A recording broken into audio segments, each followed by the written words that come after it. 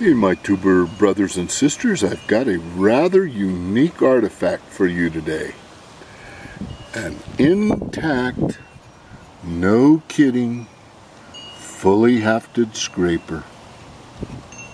It's a local find, not mine.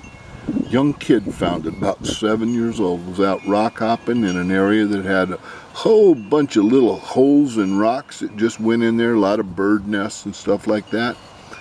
And he just happened to look in a hole and saw something inside there. Reached his arm way in. He had a skinny little arm, but he reached his arm all the way in, pulled it out, and this is what he had. Saw it within hours of it coming out. It's never been cleaned. It's got one little bit of damage right here, which I cannot figure out if this is like prehistoric damage or not. But this thing here is almost certainly Pre-Columbian. Wooden handle. Now look at this. Hafted in with asphaltum. No cordage, no sinew of any kind or flavor on there. Isn't that a pretty cool thing? It's got one really, okay, now think with me on this one, because I really need some advice, everybody. Okay, see this, it's got this coating of gunk all over it, everywhere on it. And I'm thinking it was like organic stuff from whatever they were scraping, probably hides. Like maybe bloody meat and fat and grease and oil that just, you know, as the person who was using this handled it, got it all over it, and he just left it up there. Now, mentioning that little kid who found the thing, okay, I really, you know, like within a week, I talked him and his dad into going back out there with me and showing me where exactly the hole he had pulled it out of. And man, I took me a giant flag. I tried to get my hand in that hole just to see what it was like I could get. Here's how much I could get in there.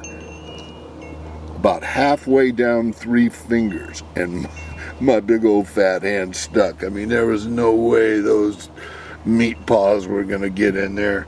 So, and that's, I figure, I mean, I actually think it was probably somebody's little kid that grabbed mom or dad's tool and ran off and stuck it in a hole way back in there. He said he had the little kid said he stuck his arm all the way down there to where it was touching on the shoulder, and even then he could just barely kind of catch it with his fingertips.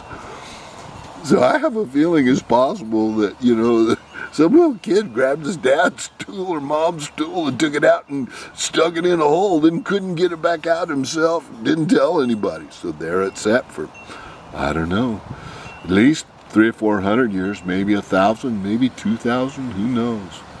But this wood feels just light as a feather. I'm very much afraid if I would drop it, it would shatter, or if I crushed it in my hands, I could crush it up. Now note down in here, you can see little worm trails where critters, or you know, some kind of critter, maybe a grasshopper or some kind of wood-eating beetle had climbed on it and eaten away some of it. Who knows what it was, maybe a mouse. But anyway, I was really shocked that you could still find I figured, like, you know, mice and stuff like that would have got up in there and eaten this thing all the way up long ago.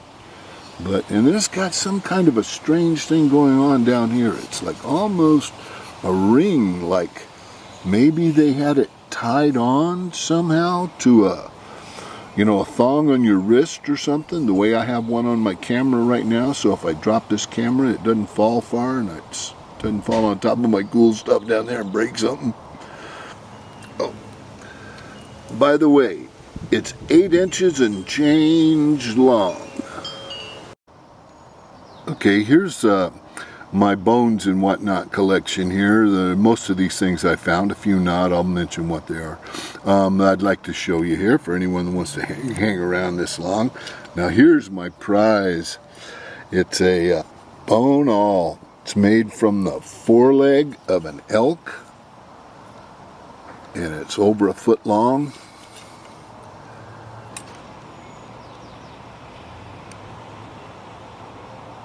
It's got these beautiful critter trails. I don't know if those are worm trails or some kind of boring beetle that eats bone or what, but it looks kind of like scrimshaw down in there. Very cool. I love this thing. Okay, now here's another one of my real screamer dreamy pieces. This is the one that is like some kind of little hafted little tool handle for some kind of tool that was long lost when I found it. But what makes this thing so unique is I take bones that I find all over and keep them in big buckets, then take them down to a friend I have, used to be, he's not there any longer, named Dan, at the Page Museum in Los Angeles, the La Brea Tar Pits Museum, and he identifies them all for me. And then what's so cool about this one is it is a third left front metatarsal from a saber-toothed cat, a no-kidding Smilodon. Give me 1 second. Here's where it actually sits and corresponds onto the human hand, but in a lion, like a saber-toothed tiger, lion, whatever they call them, it's actually a wrist bone. It's more up here. They got a elongated thing in their claws are just the front fingers. The rest of these I'll go through pretty fast here. I'm probably taking too long. Anyway, here's some pretty cool bone awls.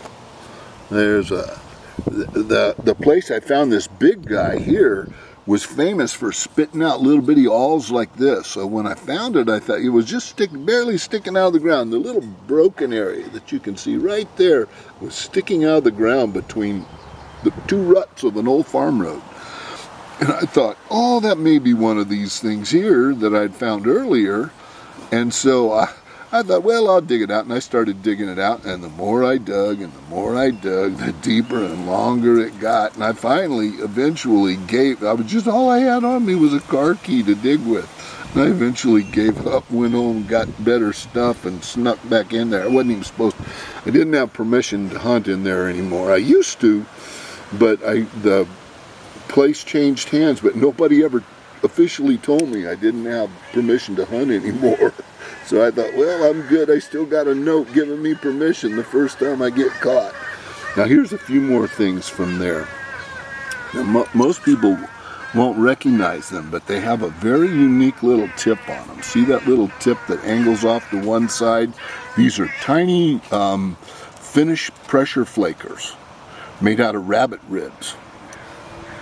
And now here's one, likewise, made out of an antler. Notice how it, the tip of it creeps over to one side. It's not centrally located in the thing, and that's because the interior of bones and antlers and everything like that is always way softer and spongier than the outside edges, which are pretty hard. Now here's a couple of pretty interesting and unique things. So these are bone. You see the ends on these here? These are punches used for indirect percussion. You put this thing up here on something that you want to knock a chip off of and get it right, and then you smack the top end here with your hammerstone or billet or whatever you've got, which is pretty cool. Now, here's a really cool pressure flaker that Creek Dalton gave me. I love it, man. I still love it. Thanks, Creeker Bud. Now here's what, I didn't find this one. This one is reputed to be an arrowhead. It's got a nice little hole drilled out in the back end of it, but a antler arrowhead. And I guess it's possible, but it's interesting. It's certainly old. It's certainly an ancient thing. Now, here's one that is a real mind blower. I believe this to be ivory. I believe it to be a combination ivory, atlatl spur, and combo weight.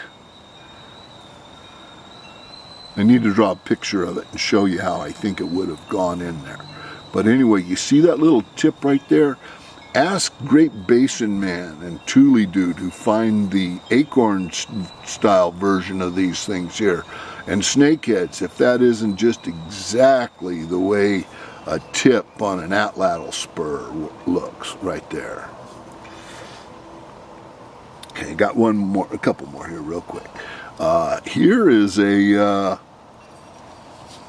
battered billet. You know, something that you knock flakes off with. And this here's kind of a soft, spongy, I don't know if it's spongy or I don't know what it is. I need to clean it up a little better.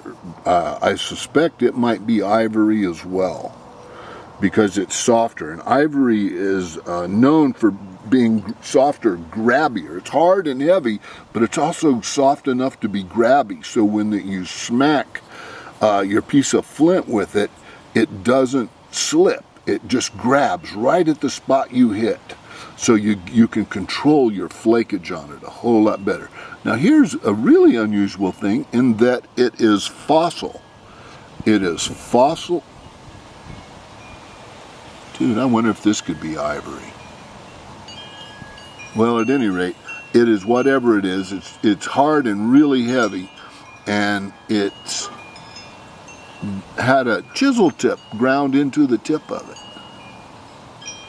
I need to get this looked at. But, okay, that's everything for now. Thanks, everybody. Have a good one. Anyway, thanks, everybody. Bye-bye.